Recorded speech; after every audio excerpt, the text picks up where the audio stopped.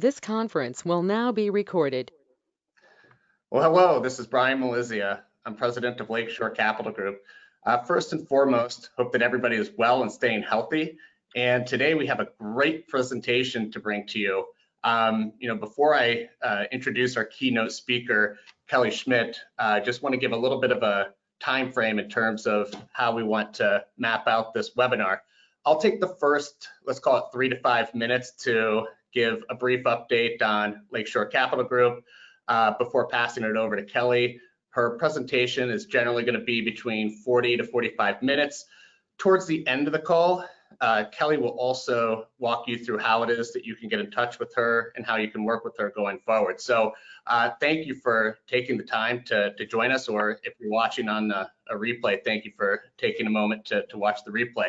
So just a brief intro, some housekeeping items before we get started. The first is we're going to have our end of the year meetings coming up. Typically, we do these, mid-year reviews are going to be in the summer. This year, because of the way that things have happened and the calendar getting shifted around, we'll do our mid-year / year-end reviews in one. And just a couple things to be cognizant of to make sure that we cover when you're coming in to meet with us. The first is, if you think about CDs and money markets right now, you're looking at two factors that are working against you with both of those. The first is that interest rates are the lowest that they've been in a couple of decades, so the rate of return on these are incredibly low. The second is that if you think about all the inflation that has gone into the market, all the stimulus rather that's gone into the market, you're really going to start to see quite a bit of inflation going forward. So it's kind of a two-pronged issue. The first is that the rates are low. The second is that inflation is really outpacing what you'll get to be on the sidelines. So the next is understanding the risk and the tax efficiency of your portfolios that are outside of Lakeshore. The first is, I think that, in March, a lot was exposed. When you think about some of those individual concentrated positions, a lot of times you're taking on a little bit more risk than you realize. And so it's always good just to review those so that we can do a risk assessment. The second is understanding what the efficiency is. At Lakeshore internally, of course, we have the tax arm talking to the investment arm, and we did what's called tax loss harvesting in the non-qualified accounts. So just something to take into consideration and be aware of. Finally, we've gone through a lot of insurance reviews. One thing to bring to your attention is long-term care. Now, long-term care certainly isn't for everybody. You do need to go through medical underwriting, but Margaret Byrne in the office does have 20 years experience discussing this, and it's something that you should certainly consider. The last thing is that a couple of weeks ago, we did join Facebook. I think I'm the last guy in my cohort to do that. The reason we signed up for Facebook and the reason why we have this page is it just enables us to communicate to you on an ongoing basis, opposed to sending emails on everything that we do and every event that we host. So if you're on there and you want to get the updates, go ahead and like us on Facebook. The link is right there. So before we jump into things, let's just give a brief overview of the team. Hopefully, if you're a current client, you're going to recognize a lot of the faces on this screen, because the way that we approach things at Lakeshore is that there's no one individual that's going to be the best at everything. We certainly take a team approach, and part of that approach is making sure that we have all the right players in place, so to speak. And so, starting at the top, I am the president of the firm. I make final decisions on investment management. You can think of Chris Barberini as a lead investment advisor. He's your quarterback, so to speak, in terms of making sure that all the right pieces and all the right people are in place throughout the entire wealth management process. I had mentioned Margaret in terms of her expertise in long-term care. She also has a deep background in insurance. Next is our most recent team member, Jeff Koskinen. He's been with us for over a year and comes to us with about 20 years experience. And when I took over the leadership of the firm 2.5 years ago, one of my biggest goals was to make sure that we had a certified financial planner on staff. If you're not familiar with the designation, it's probably going to be the gold standard within financial advisement and within the wealth management arena.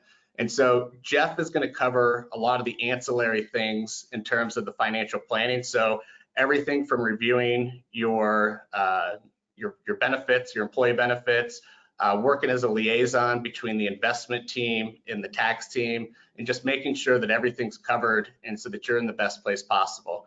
So finally, Tiana Holz, she's a CPA. She heads up our tax group. And I can't think of a single scenario or situation that we've come across that has not had a tax implication tied to it.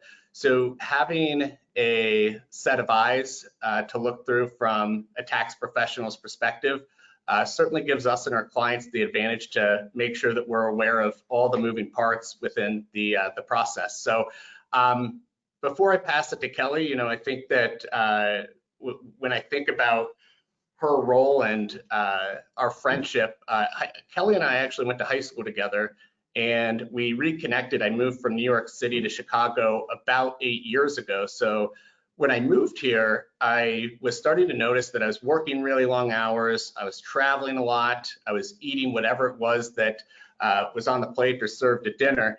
And it just started to exhaust me. And I think that everybody at some point has gone through one of these time periods in their life where they just feel incredibly exhausted.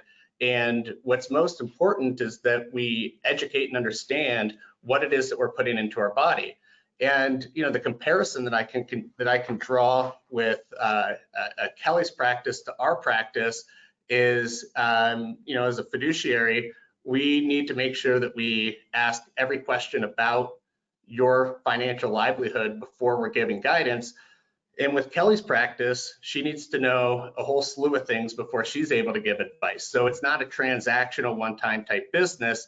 It's really fully understanding everything there is to know about you. And I think it just fits in really well with our practice. And so before I pass it over to Kelly, I'm just going to show a quick video that I think is going to really help put things into perspective for you. And it's talking about the difference between a broker and a fiduciary. And I think that the comparison here is pretty clever. It's the butcher versus the nutritionist slash dietitian. And so without further ado, I'll go ahead and play this. So you guys don't know Chicago, but I'm sure in your neighborhood, you guys have an old school butcher where you walk in and there's a bunch of guys, no gloves, big white aprons, and there's Frank and there's Stevie and there's Mikey. And these guys know more about meat and more about animals and more about cooking the meat than any of us will ever learn. And so you walk in, you say, hey, Lou, I need to, I'm barbecuing this weekend, right? What do you like? And Lou goes to, the big racks of stuff he has underneath the glass, and he goes, the veal chops, just in from Argentina, they are the bomb. And you go, veal, oh, I like veal. What do you got on skirt steak? Oh, we got some great skirt steak, just came in yesterday from Montana. Skirt steak is one of my favorite, marinated up a little bit, it's fantastic. Lou will never say to you, Elliot, it's a little long on the meat here, big guy. Your cholesterol is getting high. Why don't you go down to the fishmonger a couple blocks and have a nice piece of salmon? Right? He'll never do that. Why? His job is to sell me meat, and I go in, actually the same way I go into the Toyota dealership, so I like Toyotas, and I trust the salesman to sell me a good product if I trust him. And the fact that he's got my interest at heart vis-a-vis my expectations for selling me that thing. By the same token, when I go to see a dietitian, I know she's going to look at all of my labs, she's going to take all the measurements, she's going to run all of her analysis, and she's going to absolutely give me her best thinking on what's best for me. Whether she's a vegetarian or a meat lover, likes this, likes that, if she thinks I should be doing something differently, even if it's not good for her, she's going to give me an opinion that's for my interest. So what's the difference between a fiduciary and the brokers? Well, these are dietitians, these are butchers. That's simple. Brokers are butchers selling product. Fiduciaries are dietitians looking after your health. The problem is most people think that their butcher is a dietitian. So when one of your moms or dads or friends calls the broker says, you know, I got 200 grand, I sold a little piece of property, or I got some inheritance. What should I do with it? They're going in thinking they're talking to a dietitian, and they're really talking to Lou the butcher. So I think the parallels, so to speak, there are. Let me go ahead and pause this. Are really telling in terms of how it is that we work at Lakeshore, but also how Kelly's practice works, and just truly understanding that everything that we do absolutely needs to be in your best interest always. And there's going to be certain topics like health and your diet that we may not be experts in, but we certainly take the approach of pairing up and teaming up with experts in all facets of life. And so without any further ado, I'm going to pass the presentation over to Kelly, and she'll walk you through everything, and we appreciate you taking time. So Kelly, just 1 second here, and I'm going to make you the presenter. Great.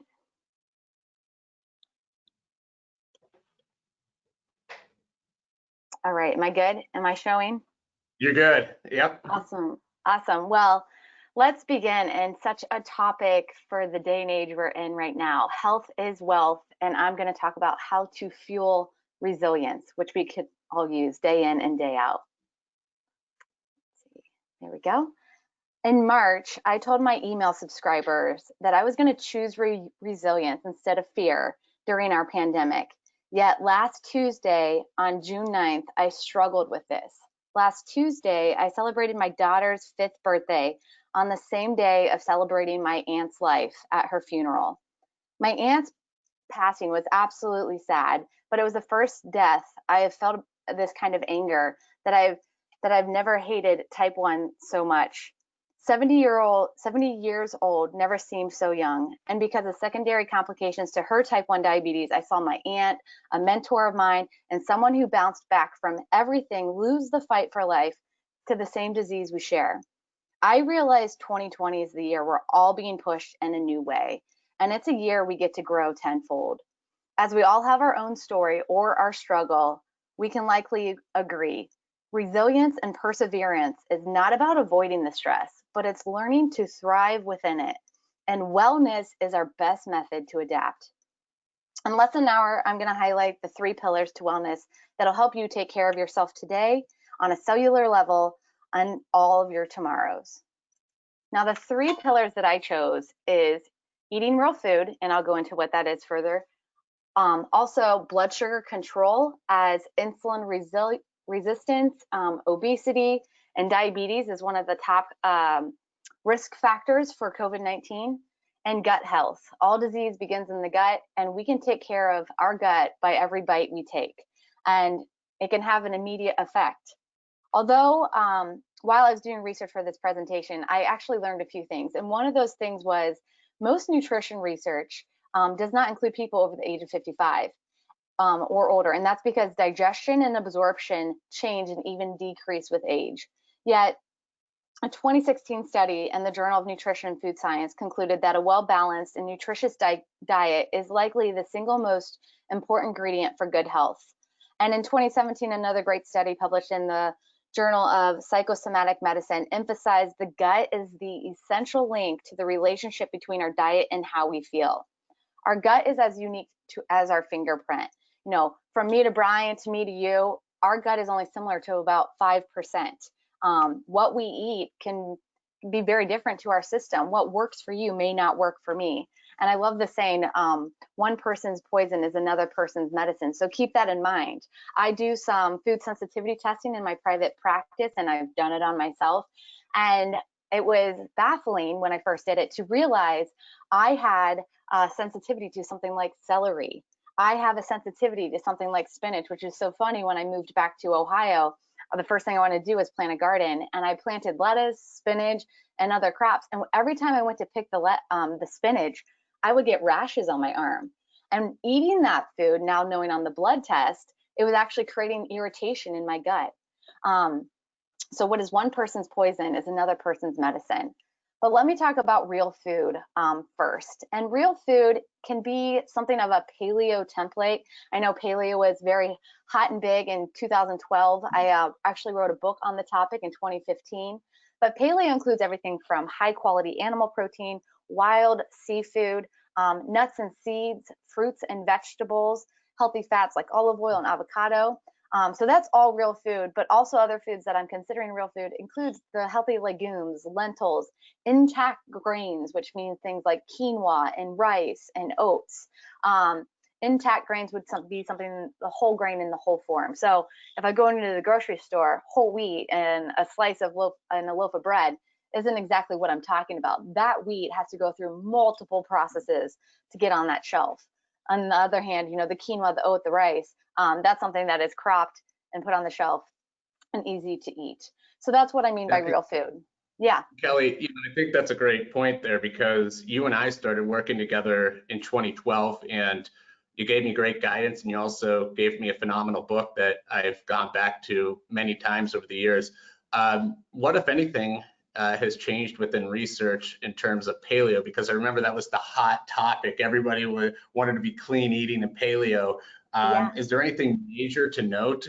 Because it's still popular, but maybe it's not the hot topic anymore, that you think is different from now versus then? Yeah, such a good question. What has changed? I mean, there's a new fad every year, always, no matter what, any shape or form. And right now, I would say vegetarian is probably the most popular. And Okay. my thoughts on vegetarian is we should all be plant forward. We should all eat an abundance of plants, fruits, and vegetables. But I still think it's essential we have the high quality animal proteins from seafood, eggs, dairy, or meat. But research evolving on the paleo diet, it's still really good. In fact, a ton of research will show, hitting close to home with type 1 diabetes, even type 2 diabetes and obesity and being overweight, which is 1 in 3 of us. It has proven that it'll help lab values from cholesterol, triglycerides, blood pressure, to eat a paleo template because you're eating more real food. You're not eating hyper palatable food, so you're driven to overeat. So the research is still there. It's just lost its sparkle, I guess. But also it got manipulated. A lot of people jumped on the trend, created products, and then it became this very meat focused diet, when in reality it's a whole food diet, and people are like, oh, paleo is just eating chicken legs and steaks all day every day.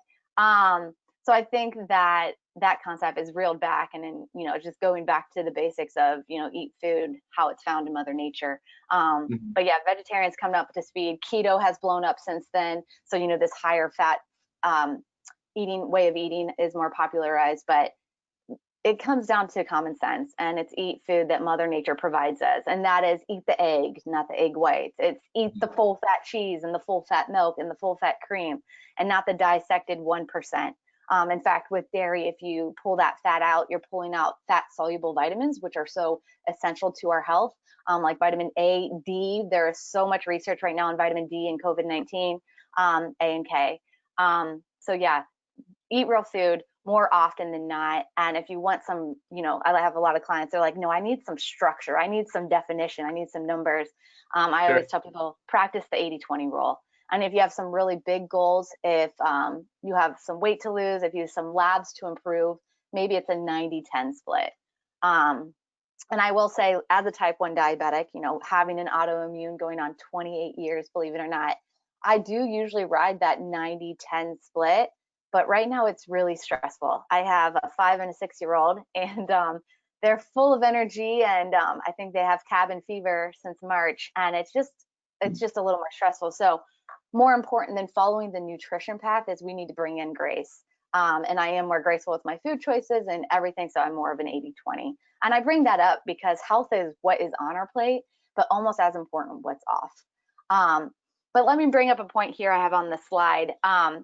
As you know, I surveyed a lot of these viewers that RSVP'd to today's talk, and there's a lot of interest in weight loss. And while we are talking about resilience, I will bring up weight loss because I know, even thinking of my dad, I'm like, we need to eat healthier. His brain immediately goes to calorie counting. And I want to mention that eating less and moving more, it sets you up for failure. it only succeeds in 1 in 200 men and 1 in 100 women. And those 99 other women and those 199 other men are losing some weight but gaining more. It's a yo-yo system. And in fact, the Women's Health Initiative study, which was one of the most ambitious studies on 50,000 women. It was over a period of 7 years. And these women were coached to eat, on average, 342, talk about precise, 342 fewer calories a day, and to exercise 10% more. So they were taught and coached and led on how to do this for 7 years. And believe it or not, viewers, after those 7 years, guess what the results came in as? There was virtually no weight loss. Losing weight is a hormonal process. When we ramp our calories up or we ramp them down, so does our metabolism, so do our hormones work with us. Overall fat loss is not eating less. And when we calorie restrict as well, we lose fat, which is good, but then we also lose muscle mass, which is not good. You know, after the age of 30, our body starts losing its natural muscle mass, also known as sarcopenia, you know, when we're just 30, and, you know, I'm a handful of years past that. And it's just so important that we take care of our metabolism by maintaining that muscle mass with resistance training, but also having adequate nutrition. Now, this next slide is a guy. His name's Sam Feltham. He's from the UK. He's a director of a nonprofit. And granted, he is not in a well-known Harvard, you know, nutrition journal or whatnot, but he has a pretty good story that kind of hits home and makes a lot of sense when I'm trying to make this point that weight loss is hormonal. He took an experiment upon himself, and over 21 days, he said, all right, guys, I am going to document eating 6,000 calories a day. Now, a calorie counter would think, you know, over 21 days, he would gain a large sum of weight. And he did this twice. The first time I said, you know, he's eating a real food diet, and he did this by eating more high quality animal protein. He put on more olive oil and quality fats on his plate. So, you know, he wasn't just eating volumes of food. It's easy to add up calories with fat. And he kept to 3 meals. And after 21 days, he only gained maybe 3 pounds. But the ironic thing is, you know, number one, a lot of people get so emotionally tied to the scale that if they ate 6,000 calories, they're like, of course I'm gaining weight. But what we're signifying here, losing 1.5 inches off his waist, is he lost fat and maintained muscle. He may have even put on muscle. So, you know, don't be emotionally tied to your scale. And number two, it's not about calories, it's about hormones. Overall, he ramped his metabolism up. He ramped his calories up, and it mobilized fat on his body and burned it off. So he did this experiment again. And this time he ate a healthy American diet. Still exactly 6,000 calories a day. And I actually, there we go. When I'm looking at the screen, I'm covering half of my slide. I can't see those numbers. So he ate American healthy diet, and this was more so oatmeal and cereal for breakfast, a standard sandwich and fruit for lunch. He was consuming liquid calories and 0% yogurt. You know, if we're eating yogurt, make sure it's the full fat. And then dinner was some sort of pasta dish. Over the 21 days, you know, last time he gained only a little more than 2 pounds. This time he gained 15, almost 16 pounds. His waist got bigger and his body fat percentage went up almost 5%. The first experiment, shame on him, but thank you for using yourself as an experiment, Sam. He didn't actually do the exact measurements of body fat, but it did decrease overall, but he didn't have exact numbers. So hopefully Sam's story can help you understand what I mean. Weight loss is hormonal, it's not caloric. And you don't want to just keep cutting calories to lose weight. And also, our body needs to be nourished before we lose weight well. We don't lose weight and then get healthy. You know, our body loses weight when it's in a non-stressed state. It loses weight when it's in a non-inflamed state. So we need to figure out what foods work well for it, how often we eat, when we eat, consuming portions where we're satisfied, not overfull. It makes all the difference. Did you have a question, Brian? I did. And Kelly, I think you know, this came from one of our viewers. Is when you think about nourishing, how important, and I know you and I have talked about this in the past, what role and how important is sleep when you're trying to put together the whole package? And I know I don't want to throw things off too far. We're keeping a pretty good timeline here, but can you touch on that if it's not part of the future presentation?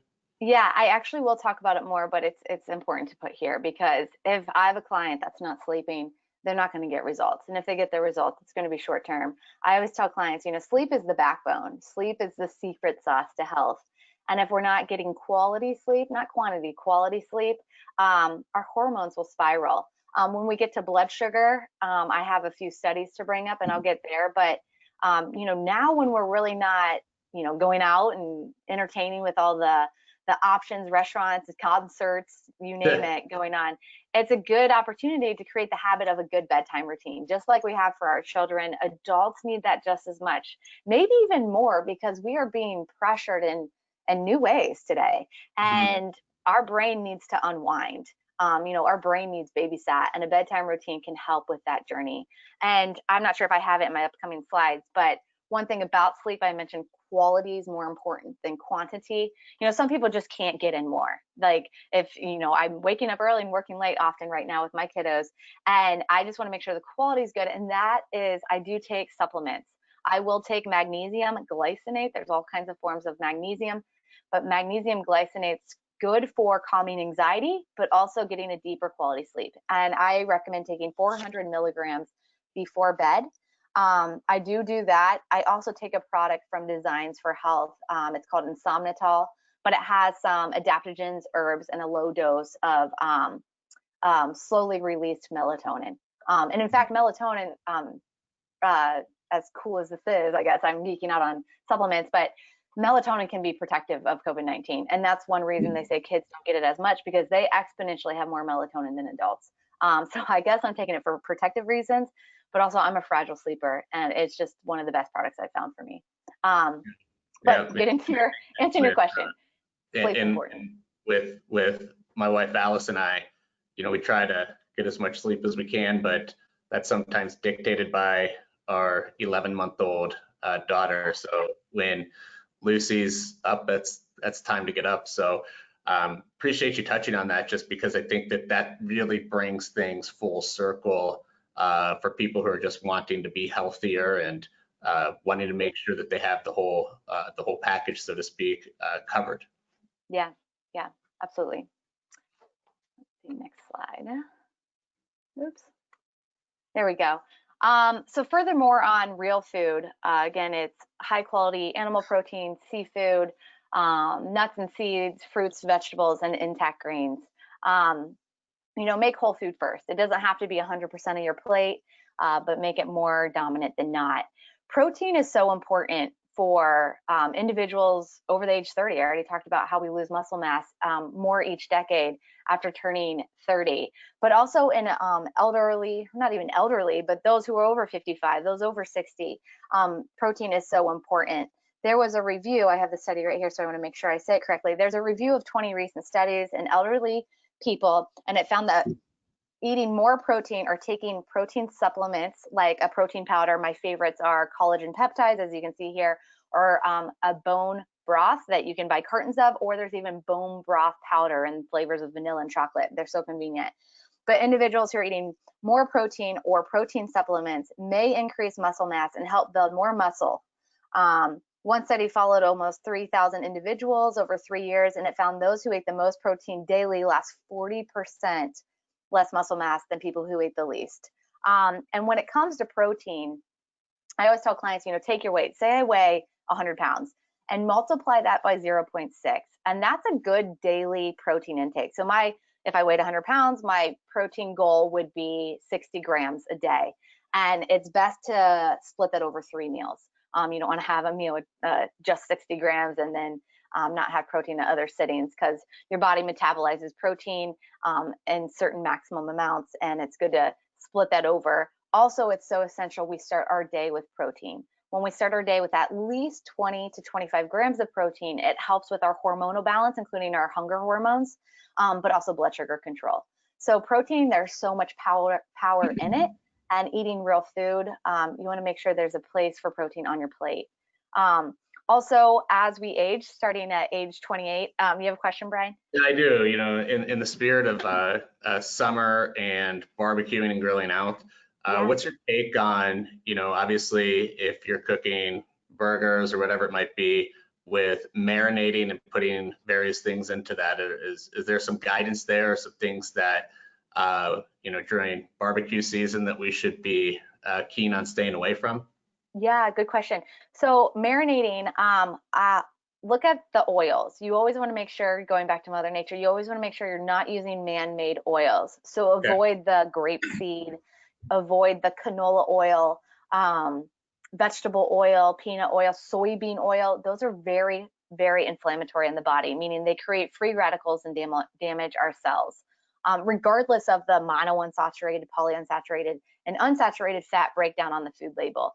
Those are inflammatory fats. So with marinating, my go-to oil to use at high heat is avocado oil.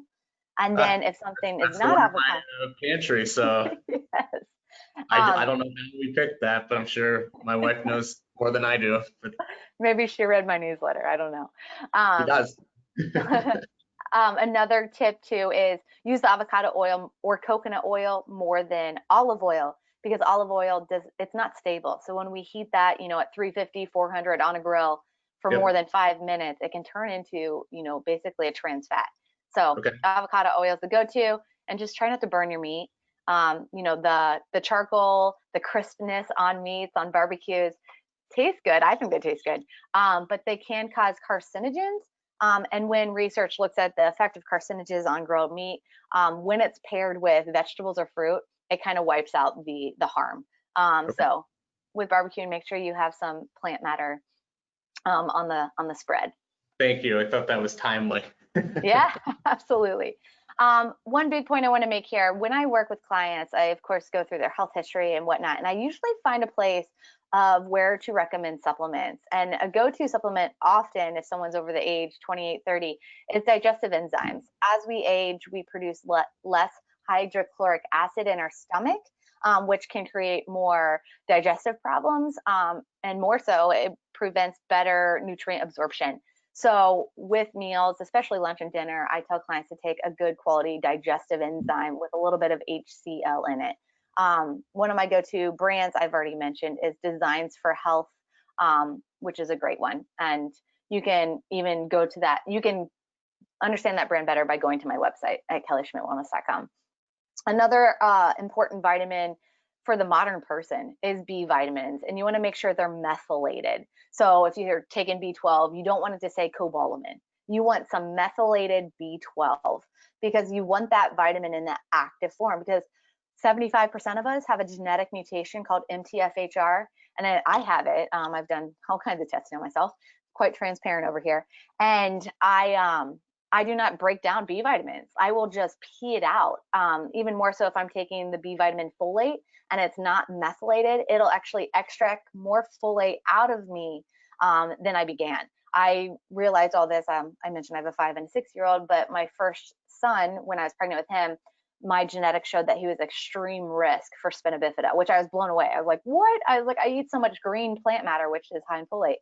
And I did my my genetics, and it showed I had this MTFHR. And funny enough, being type 1 diabetic, I have a high-risk doctor, and one of their first go-to protocols is to give a type 1 diabetic a script for a prenatal multivitamin. So I went to the pharmacy, got this prenatal multivitamin, and that multivitamin, it didn't even have methylated B vitamins. It was folate, and it's inactive form. So that script did me more harm than good. And that's where my passion comes out, that, quality supplements really matter. And we need our B vitamins to help with our mental health, to help with our detox pathways. And you may think, okay, I don't drink alcohol, I don't need a detox, but we drink out of a lot of plastic water bottles. We, buy a lot of I just bought portobello mushrooms, and they were wrapped in plastic.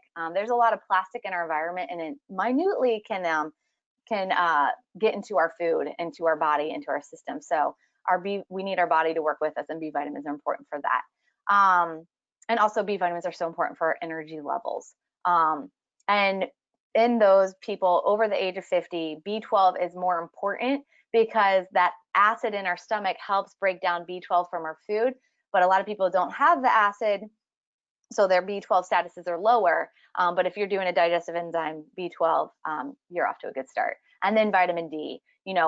More than 3/4 of our country is deficient in vitamin D, and you want to make sure you're getting a vitamin D3 on a daily basis. And a lot of my clients take 50,000 IUs of vitamin D 5 to 6 days a week. You don't want to take them 7 days straight because it can hurt the absorption.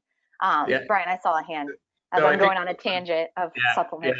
Yeah, so I think that a lot of times people just think of the sunlight as vitamin D, and that's typically all they need. Can you just go through a little explanation of the vitamin D with sunlight and explain that whole concept of what people may or may not think about it? Yeah. I mean, skin cancer is so big, right? It's affecting a lot of people. And with that, sunscreen is a high recommendation for people to use when they're in sunlight. And when we use sunscreen, we're sometimes blocking that vitamin D absorption. As well, research will show that we absorb most of our vitamin D actually on our core. And I know if I'm stepping out for a lunch break, I'm not walking around in my swimsuit. I usually have a shirt on and my core is not exposed. And that's the case for a lot of individuals. But they say if you do not want to take vitamin D, you should step outside, expose your core for 20 to 25 minutes to get sufficient levels. But I mean, the sun does more than vitamin D. It's just so good for our mind, body, and spirit. But it's usually not enough when it comes to this nutrient. Yeah. Great question. All right, what else do I have going on for real food? I think one more slide. Real food, you want to make sure, I see this a lot with myself and my clients, but we're eating a lot of the same meals from day to day to day. And it's so important that we diversify what we eat for breakfast, rotate between 3 to 4 things, 3 to 4 meals, lunch the same, and then dinner is usually diverse. But a lot of my clients, breakfast is the same every single day, same with lunch.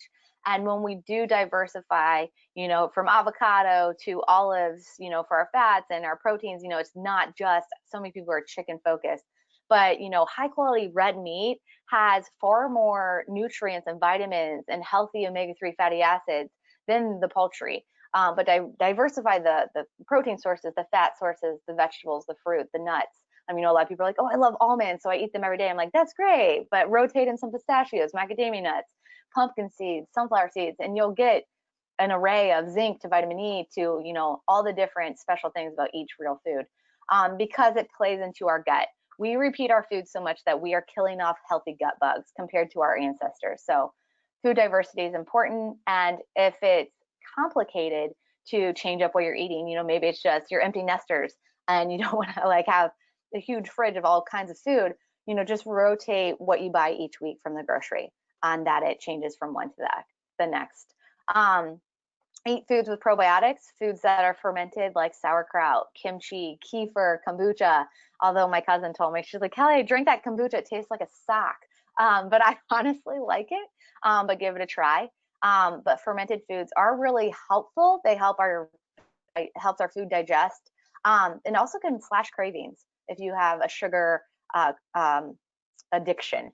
Prebiotics are things like your onions and garlic and brassica family vegetables, and those feed our good gut bugs. So not only do we want the probiotics, the gut bugs to go in us, but we also want fuel for those gut bugs to be strong and to dominate over poor gut bugs. And overall healthy fat, the 1980s, 90s, early 2000s, it was pretty slim fast and fat phobia. And fat is so essential. Our heart prefers fat for energy. Our brain is mostly made of fat, and our gut can actually heal when we eat high quality fats from, I keep going to avocados, olive oil, salmon, grass-fed butter. My favorite butter is by Kerrygold. It's a very popular brand here in the US. It's from Ireland. You can find it at most grocery stores, including in bulk at Costco. But don't be afraid of fat. It helps satiety, it helps curb cravings, and it helps blood sugar stay sticky and steady. So fats are so important when you choose real food. Any questions, Brian, before I move on to my takeaways? No, I think you covered a lot, and I'm sure that more questions will be coming, but it's just very interesting to see not only all the meticulous guidance, but I think that you're debunking a lot of myths out there, right? Yeah. And I didn't give Kelly's entire bio and career history, but at one point, correct me if I'm wrong, you were working for a very well-known company that made, produced, and distributed chocolate, and part of that was going through and looking at how it is that they market, and just like anything else, whether that's in our business with all the new hot investment ideas and different things that are coming, out of the media or the news, it's the same deal on your side. And I think one by one, you're just really going through and hitting each of those. And so yeah, and you're accurate. A lot of nutrition, I worked in PR on nutrition research and for big food brands, and all the nutrition research, it's funded. So a lot of times when you see new studies, it has some sort of bias in it. But also I worked on, I'll just mention it, but I worked on the Got Milk campaign. And, even when I had my children, everyone's like, how much milk are you giving them? They need milk. And it was my job day in and day out to watch vitamin D research to see how I can make a research study, a milk study, and a milk story. And then we would put it in all the health magazines and put it out in the Chicago Tribune and whatnot. And I kind of went into my career narrow-minded and bright-eyed, bushy-tailed, and I realized that, there is a token of bias with all of the news information we're getting. And that's why it is good that, and I appreciate you're bringing on a registered dietitian to help the wellness of your audience, Brian, because yeah, there's biases, and it's just good to know. And the takeaways of real food is, I kind of went longer than I expected, but supplements can be essential. Don't dissect Mother Nature. There's a power of protein. I gave you the calculation of 0.6 times your weight. But to simplify, look at your hand, and the palm and the width of your hand should be the amount of protein you have at each meal. And my palm's a different size than yours. So this is a unique portion controlled measurement for my body's need as yours. But there's a power of protein. I did want to mention, I think moving our body is so important. If we sit longer than an hour, our body builds up insulin resistance, which means higher blood sugar, poor circulation. But I really trust, and I know that, we can't out exercise a poor diet, and exercise is more for the mind than the body. And during this pandemic, one of my boundaries that I've set for myself is my exercise every day is a non-negotiable, because it helps me pour from a full cup. It's a perfect domino to choosing healthier food, and it gets my mindset right. So I wanted to mention that, even though exercise doesn't mean food, but it's a good tool. And above all, I love Michael Pollan's quote. It's quite famous: eat real food, mostly plants, and not too much. Yeah, and Kelly, I know you talked about milk a couple slides ago, and you just mentioned you worked on the Got Milk ad. A lot of parents, myself being one of them, grandparents on the call here. My daughter is transitioning into drinking, milk out of a carton. What guidance, if any, would you give, people who are caring for and watching over young children, as far as what type of milk they should or should not be taking in? Yeah, I think the use of milk is an easy way for kids to get calories.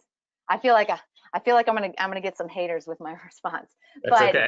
I don't know if it's necessary. I remember in Chicago, gosh, I can't remember the exact pediatrician group I was with, but I remember my pediatrician was like, "So what's your advice on milk?" Like, he was coming to me for the recommendation, but I was like, number one, regardless of the child's weight, it should not be skim. It should never ever be skimmed. They need those fat soluble vitamins. And number two, I don't think they don't absolutely have to have milk. And full transparency, my kids did not. I realized nursing them, I nursed them their first year. When I had dairy, they didn't tolerate it. So it was an intolerance. And also on type 1 diabetes research, one of the leading predictions of causing type 1 diabetes is an intolerance or reaction from cow dairy. So I think the Got Milk campaign does a great job on building the must of us all drinking milk every day, but I don't think it's essential. I think it's essential that we eat enough calories, we eat enough real food, and that we can get our calcium from other sources. And that's a quick Google. Just quickly Google calcium real food sources. And on that note, in America, we drink the most milk. We also take the most calcium supplements, and we also have the highest level of osteoporosis. And I think it's too much emphasis on milk. And when we take a supplemental form of calcium, it's not doing the same thing synergistically that a real food is doing. And as we age, our bones get more brittle, and calcium is a need as we age. but more so it's because vitamin D levels are not adequate, so people are not absorbing it. So it's kind of like the digestive enzyme and vitamin B12. We need that digestive enzyme so we can break down B12. We need adequate vitamin D levels so we can utilize calcium. So as a grandparent and as a parent, you know, don't put too many eggs in your basket for pouring a bottle of milk. It's comforting, it's tradition, but it's not necessary at all. So don't hate me. But anyhow, survey responses. Some of you replied to a few questions when RSVPing, and weight loss was a big one. And people want to know how to lose weight in our midsection. We do lose fat on our body like an onion. You know, we usually peel it off. But if weight is just stuck there in the middle, it's usually a sign of insulin resistance. So tuning into how to better improve blood sugar control and also stress. So when we stress, our body produces cortisol. Cortisol actually causes insulin resistance, and it puts weight right there on our stomach. So our body thinks, you know, we're going to die, we're stressing out. Get enough energy right there so we can utilize it if we go into starvation mode. So if you want to target belly fat, make sure you are eating real food. Make sure, I haven't said this yet, but eating with the sun, you know, eating with our body clock or circadian rhythm. If the sun's down, we shouldn't be eating. Easier said than not, but try to get into a pattern of eating 3 meals a day, minimizing snacks and eating when the sun's up, largest meal being lunch. And make sure you're processing stress as best as possible. And that can come from breathing. I remember, Ryan, I think it was when I was touring around with you in all the various places I did talks at, but like it's, a lot of us aren't breathing. We're just shallow breathing all day long because we're stressed, but we are not taking enough deep breaths and breathing, you know, even in yoga, that can help us lose weight. We lose most of our fat actually through our breath, which is insane. It's like, are you breathing enough? Because you're breaking down fat through your carbon dioxide. So that's how you would target belly fat in the least. Overall, be calorie aware and not calorie obsessed. You know, calories do count, but not to the degree that we're tediously tracking in MyFitnessPal.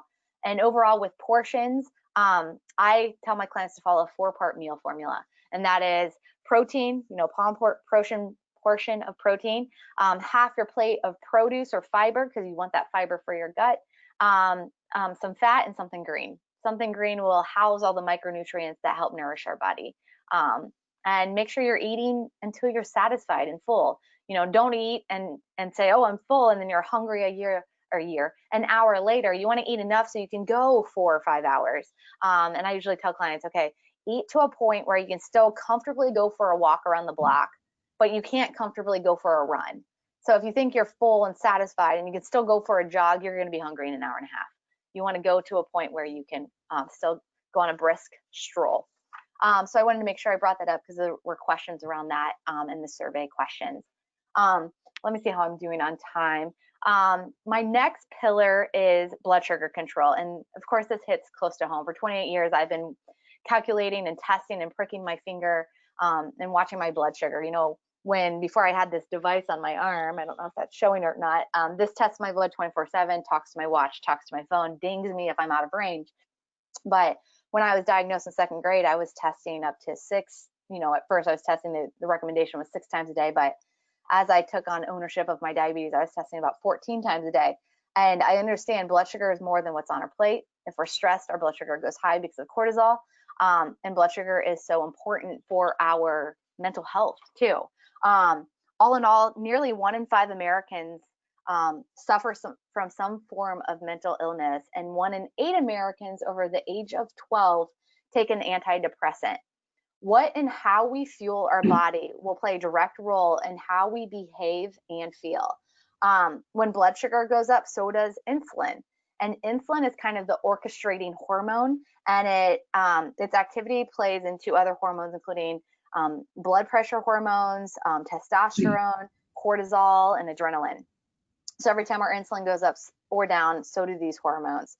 There was a study done on non-ADHD healthy males, so non-hyperactive males, and 4 hours after drinking a decaf, so not caffeinated, a decaf cola, the sugar, so let me step back. So there was a study done on healthy males that did not have ADHD, and they were given a decaf cola. One group was a diet cola and one group was a regular.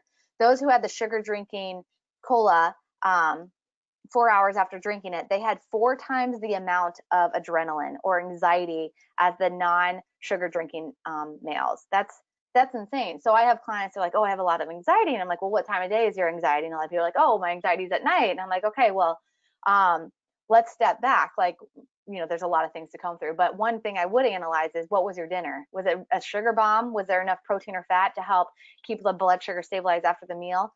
And if our blood sugar's out of whack, so are our emotions and feelings.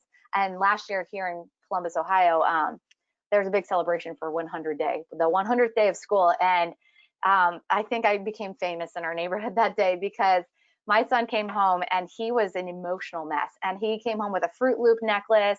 He said they had cupcakes, like high C drinks, suckers, Laffy Taffy to celebrate the 100th day of school. And he emotionally was a wreck. And I was just irritated because, in a way, granted, I might be taking this too far, but I was like, they were just abused. They were given all of the sugar and now they can't even hold themselves together. And it's not fair because they don't know any difference because it tastes so damn good. And it's addicting. But blood sugar affects how we feel. It affects how we behave. And Kelly, it's funny because I remember you and I were just chatting shortly after that, and I had mentioned it to my wife, and one of the things that we were talking about is the food coloring, right? And that can just, I'm not going to speak in front of you, but I just remember you highlighting how critical or detrimental that can be to anybody. It's not just kids. And we take for granted that because it's the 100th day or because, there's a birthday or whatever it might be, you just have to be cognizant of what it is that you're putting into your body, because the event isn't necessarily going to, or the excuse or the event, whatever it might be, that's not going to break it down for you and help you get through some of the aftermath of eating these things. Yeah, absolutely. And that goes back to pillar number 1, real food. The quality matters. And Dr. Hyman, he has a diet protocol he calls the pagan diet.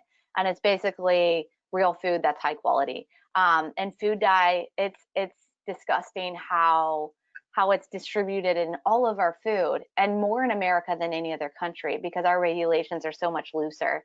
And I remember, I think I told you the story, my husband was in Israel for work, I think for 11 days in January, February. And all of me, my 2 kids, we all had flu B. I have never been that sick. It was the worst case of flu that we've had. And I was like, I just need some pain meds to function as a parent here. And I went to CVS and I couldn't find a single medication without food dyes. And I know because of my blood test, I'm very sensitive to food dye red and yellow. And I was like, do I want the pain to go away or do I want my mind to go crazy with anxiety? And I was so appalled. Can you touch on that a little bit more? I didn't realize. So say that again. Pain medication, are we talking Tylenol, Advil has food dye? And if that's the case, is there a brand or something that people can find that won't include that? Yeah, so here in Columbus, Ohio, CVS has very little food dye free medication. So like if you think of Advil, it's like a brown or a red. A lot of allergy medicine too, seasonal allergies, they are like colored yellow, and it's good so people are like not mixing up their meds, but like, do we need to use food dye? No. So most, if not all medication has food dye. But I know stores here in Columbus, Kroger, Walgreens, and Meijer, those grocery stores all have dye-free foods. And my kids, I remember Declan had strep throat. And remember the pink medication, amoxicillin, I think, when we were little and you would swallow this like bubble gum stuff. I mean, that's all red food dye. It's just more food dye than medication and flavor and sugar. But they do carry that in food dye free, but only at certain pharmacies. Sure. So that's something that I've heightened my awareness on. And I really like the homeopathic medication. Granted, it won't work as fast in these situations, but it's a brand called Boiron, Boiron, and they make everything from eye drops to flu remedies, and they are really good and dye-free. Small tangent on food dye, but blood sugar, food dye, quality all matters. It all matters. And then this next slide is where I really bring up sleep. I know we touched on this. It's crucial we get 7 to 9 hours. We all need differing amounts, but on average, no one does well on less than 7. And as we age, people say, oh, as we age, we need less sleep because it's harder to fall asleep. Even research shows that individuals over the age of 60 have a harder time, usually 30 minutes longer to fall asleep than younger individuals. But the sleep needs are actually the same. And then, if need be, there's nothing wrong with a nap during the day. You just want to make sure you're getting in that rest so your body can heal and your mind can work right. My daughter, she woke up Sunday night of this week, and I feel like I've just been kind of wrecked all week. And she was up from midnight to about 3 a.m. just with a stomach ache. And I was so tired. I'm still tired. Last night I was pretty good, but I was like, I have never been so hungry this week. And research proves and shows that when we're sleep deprived, we'll eat 300 to 500 more calories. And it's not of apples. It's not of, macadamia nuts. It's usually the processed, salty, sugary things. So it's almost a hunger that we can't stomp when we're sleep deprived. And if we are sleep deprived, it doesn't mean, okay, go have it at, Mike and Ike's and, fruit by the foot and whatnot. It's where I would tell clients, all right, maybe you need more complex carbohydrates today. Maybe have some more sweet potato or, more oatmeal, and make sure you're getting that precise dominant amount of protein on each meal to help fight those cravings. When we are sleep deprived, there's a study done in Chicago, shout out, and it was on 15 individuals. And granted, that's a small sample size, but it was healthy 20-year-olds, thriving, very fertile individuals in their prime. And they put them in a sleep lab for 8 nights. First 4 nights, they slept adequately. And the whole time, there were lab techs taking blood labs on them. Their calories were controlled throughout the study and so forth. But the last 4 nights, they sleep deprived them 4.5 hours a night. So for 4 nights in a row, 4.5 hour, healthy, primed people, they all woke up on that 8th day pre-diabetic. Their insulin resistance shot up 30%. And wrecked their hormones. And I see this as my 5-year-old and 6-year-old. Once upon a time, they were newborns, and they were nights after nights after nights of not sleeping. And I knew, depending how well I slept that night, how much insulin to give myself the next day. And I still do that. I knew Monday morning I needed probably 20% more insulin in the morning than I would have if I slept without Tegan in the middle of our bed all evening. But so sleep is so important for our hormones. Our hormones control our weight loss, and that's why it's the secret sauce to our health. I talked about quality and quantity of sleep. Make sure you're not overexposing yourself to blue lights from our phones, from the TV, from our computer. And if you do need to work late, if you do want to watch a show, you can wear these very cool looking glasses I have on here, and they're called blue blocker glasses, and you can get them for $10 off Amazon. But they can make all the difference. Well, say that again. Blue blocker. Okay, blue blocker. Blue blocker glasses. And it blocks the blue light. And when the blue light comes into our eyes, it basically melts the melatonin we need to fall asleep. So if we don't have the melatonin production, our sleep is kind of shot if we're, working late. Also, ideally, it's best we get in bed by 10 because, our fat burning organ is our liver. Our liver needs to be healthy and efficient, and it does its regenerative process from 11 to 1 a.m. And this is more Chinese medicine speaking, but our body heals while we sleep, and our body digests and detoxes while we sleep. And we need to allow for that rest time so we can, bounce back the next day. And I already talked about quality and quantity. Let's see here. I talked about blood sugar control. So at each meal, you want to have that base of protein. You want to have half a plate of produce, and even, the intact grains, let that be oats, quinoa, rice, wild rice, black rice, white rice, brown rice. Just make sure it's organic. And you want to make sure you have enough fat, and you want something green for the micronutrients. Any questions on that, Brian? I was just going to skim over that since I already brought it up once. No, I think that we've covered a lot of that material just throughout the course of the presentation thus far. So okay, we'll good. Question for now, but thank you. Yep. We survey questions that I got when putting this presentation together. Again, weight loss was a big thing. And if we control our blood sugar, it helps control our appetite. It helps control our impulsiveness, our emotions, our mood. Eating 3 meals a day and minimizing snack is better for weight loss. It's better for blood sugar control. Because if we eat 6 small meals, I remember our personal trainers are like, eat 6 small meals a day and, you know, have a lot of whey protein and all the other recommendations I got. But in reality, if you eat 6 small meals a day, your pancreas or me, I'm injecting insulin back to back to back, and I'm just stacking all this insulin. And eventually that stacked insulin is going to crash, and then I'm just going to have low blood sugar. And next thing you know, I'm eating 4 bananas. Or worse, I'm eating candy, and you know, that's not worse. I think there's pleasure in food, but it just all needs to be moderated. But meals are better than snacks. How our blood sugar is controlled, the food we eat can affect our anxiety and mental health. Yeah, Brian.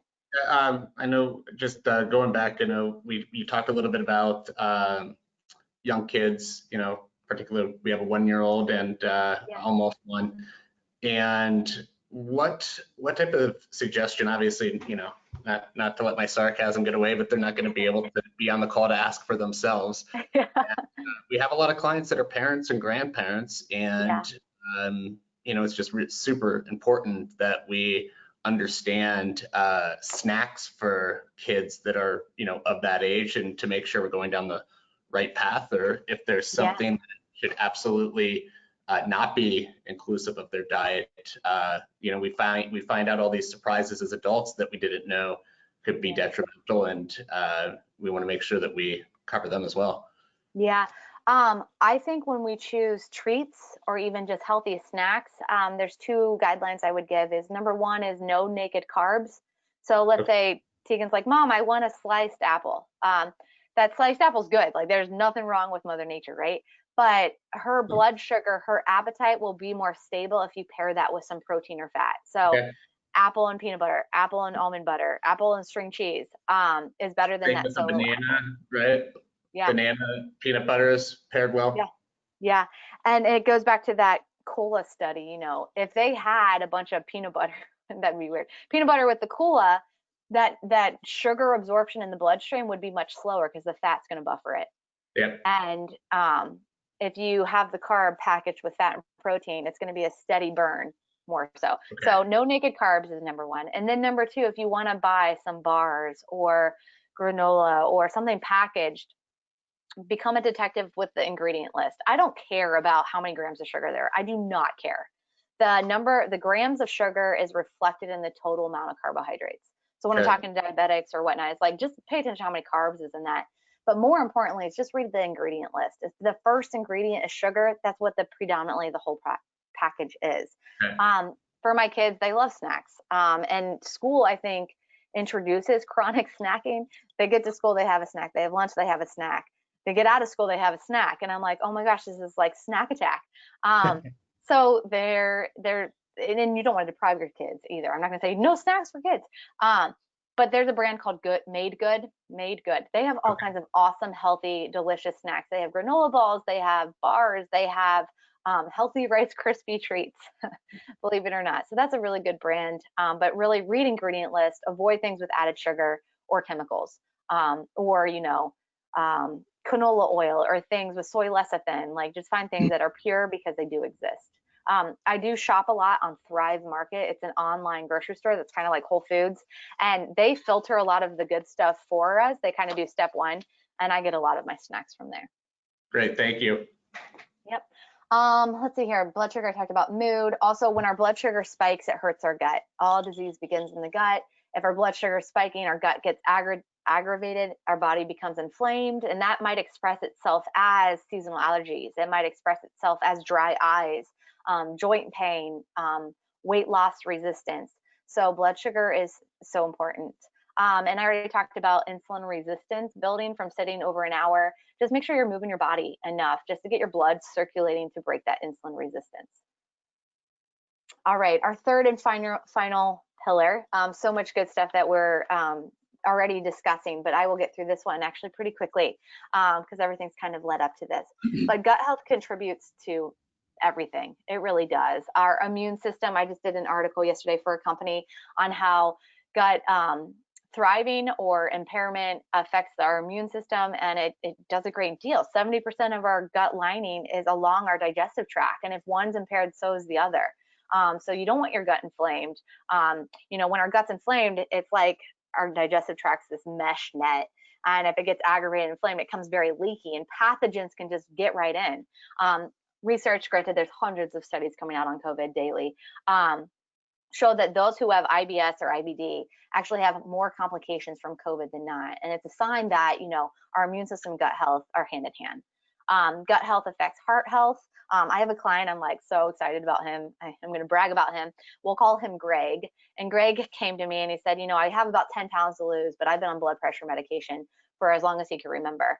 And I did my food sensitivity test on him. We identified what unique diet works for him. And I'm trying to remember what his big ones were, but they were healthy ingredients. Like me, I don't tolerate celery and spinach. Like, come on. We pulled him out and he's off medication, and he has some of the best blood pressure levels than he's ever had.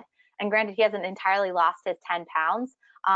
His body fat percentage has gone down to his goal, but his health is there. He is nourished. He feels well, and he's felt younger than he ever has. But our gut health affects our heart health, our brain as well. Our gut is our second brain. Gut health affects our sleep. Going to how I talked about giving myself grace during these times. I don't tolerate dairy very well. Again, I'm just telling stories, being transparent. And if I eat dairy, I can get away with like a slice of cheese, but if the volume of cheese gets too much, I actually get very insomniac because of the interaction from my gut to my neurotransmitter, our brain chemicals, and which can include chemicals that affect anxiety. But I can't sleep if I overdo cheese. But I'm like, I just love it. It's hard to give up. I need to find a better alternative. But it can affect our sleep. Gut health can affect our bone health because, if we don't have the right nutrients like vitamin D, if we're not absorbing our nutrients well, we can't build healthy bones. We can't turn over bone cells as effective. Obviously, gut health affects digestion, and gut health can even prevent cancers and autoimmune disease. All autoimmune disease, whether it's Hashimoto's, Graves' disease, rheumatoid arthritis, type 1 diabetes, it happened because one of three things, and that's a genetic disposition. It's a stressor. I actually got type 1 diabetes after having a virus. And unfortunately, I wrote about a study yesterday. COVID-19 is causing an influx of type 1 diabetes because the virus is a perfect stressor. That's kind of the last straw on the last straw in the haystack? You know what saying I'm trying to say. But and then it's some form of leaky gut. So I know, as someone with type 1 diabetes and autoimmune disease, I'm bound to collect one every decade. I'm bound to have 7 autoimmune diseases by the end of my life. But if I take care of my gut, if I use this food sensitivity test, if I process my stress as best as possible, if I'm most resilient as best as I can prevent those other diagnoses. And that's my goal. I have type 1 and I'll deal with that, but I don't want any others. But gut health comes down to autoimmune diagnoses. That was kind of a loaded. It might be the last straw that broke the camel's back. I don't know. Yes. Haystack, camel's back. There's enough that there's so much that you're covering, so I'm sure that's not at the top of the mind. No. Signs of poor gut health, again, this might be obvious, but digestion, acid reflux. My brother, who Brian, he was like, Cal, I have so much, acid reflux. And I'm like, well, I think you're eating something you don't tolerate. And again, not to push my test too much, but he did my test and he found out that it was dairy. He's like, if I don't eat dairy, I don't have acid reflux. And, dairy is not acidic. It's not a tomato. It's not lemon. It's not citrus. And a lot of people are like, oh, I can't eat acidic things because of acid reflux. I'm like, it's probably not acidic things that's causing it. And there's a big association with gluten intolerance and acid reflux as well. If someone's having problems with weight changes, if they're doing everything right, it could come down to their guts out of whack. A high sugar diet, bad gut bugs, there's a balance of good and bad in our colon. And if we eat a lot of sugar, the bad gut bugs love it. They thrive off sugar. The healthy gut bugs thrive off prebiotics, the onions, the garlics, the vegetables, the flax meal, flax seeds, chia seeds, all the fiber. A high sugar diet can really throw off our gut. Sleep disturbances, if our hormones are off, our blood sugar is high, the high blood sugar feeds the gut. Poor gut health can lead to fatigue. Someone who has an autoimmune disease, it's guaranteed that I have some form of leaky gut and that it's something I need to nurture. So for the rest of my life, I'm planning on taking probiotics. I'm planning on, using bone broth and L-glutamine on a daily basis to help just strengthen the lining of my gut. And I'm okay with that. Food intolerances can be a sign of poor gut health, and seasonal allergies. That was a question on the survey. Someone said, how can I improve my allergies? Seasonal allergies is a reflection of our gut health, as is our skin. You know, if someone's breaking out a lot, if they're getting eczema or rashes, especially kids, they get that the bumps on the back of their arms. It's usually an intolerance to dairy, potentially eggs. So our gut and seasonal allergies is a reflection of gut health. Yeah. Let's see here. What else do I have going on here? I'm just about to wrap up, but improving gut health, make sure you're eating real food. Maintain that blood sugar balance, eat a diverse diet, eat the fermented stuff. You can do blood testing if you really want, but you can also just use pen and paper and keep a journal and look for trends of changes in sleep patterns, energy levels, sleep disturbances, digestion, of course, mood changes as well, and just kind of highlight, where those symptoms arise and what foods tag to them. Food sensitivities, I will mention, can happen within an hour of eating something, but it can also happen 72 hours later. And that's where the perk of doing a blood test comes into play. But all in all, this is one of my favorite little food puns is use real butter, no margin for error. I get it. But yeah. Yeah. I'm trying to think, I kind of addressed a lot of this, but eat with the sun. I mentioned that, but again, it's good to eat in a restricted window to give our gut a break, to allow our body to do its housekeeping. We have a process called the migrating motor complex. And when we're not eating and grazing all day, it allows that house cleaning to go through our digestive tract and clean up, scraps and old cells and kind of give ourselves an oil change. So we need to make sure we're not only focusing on what we eat, but when we eat, and avoid the man-made oils.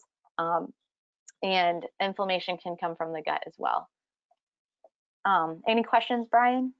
No, I think that we've covered a lot, and I think that it's always great just at the end when you talk about next steps, because it gives everybody who has given us the time to go through this couple of action steps so that they can get on the right track. And I think that for now we're good. Yeah. All in all, take action, take 10 minutes to write what you can, to start, stop, and continue doing. There's a handout that I gave with this presentation, and it kind of was a pretty little printout that outlined these things, but there's a number of things that we can start. Maybe it's 10,000 steps a day. And the month that we're in right now, I am doing a challenge of running 1 mile a day. And granted, that'll take me about 10 minutes or less if I'm doing a walk or jog or whatnot. But it's what I want to start. It's going to be the lift I need for me right now. Are there things that we can stop? I need to stop eating cheese. You hear me now. I need to stop eating cheese. It doesn't work for my gut. And then things to continue. Continue giving yourself grace. Continue with that bedtime routine. Continue drinking half your weight in ounces for water a day. Lay this out so you know what to focus on and what change you can create. Overall, track your intake and symptoms. Source real food. Read ingredient list when you're at the grocery store. Use the 4-part formula when putting food on your plate. Evaluate what vitamins you may need to add or take away.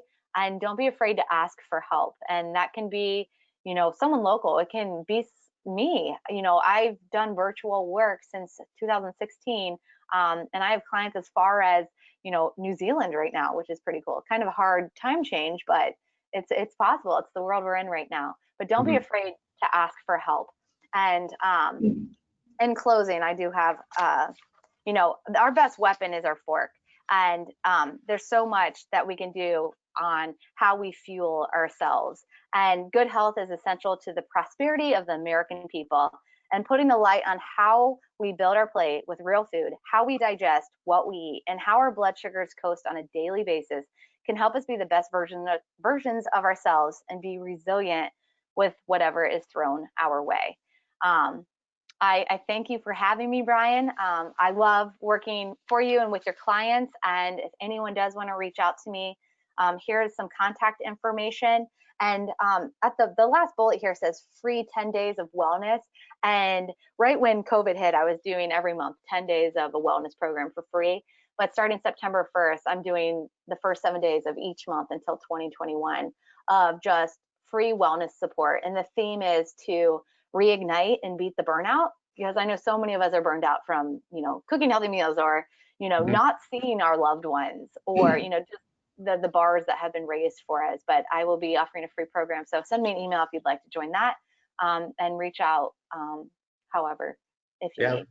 And Kelly, I thank you. I think that not to draw too many comparisons to our practices, but what I absolutely love about the nutrition, the health, the wellness, and the expertise that you bring to the table is it's emblematic of what we try to do. You're not giving advice that's just right off the cuff, that is painted with a broad brush, just like with investment advice.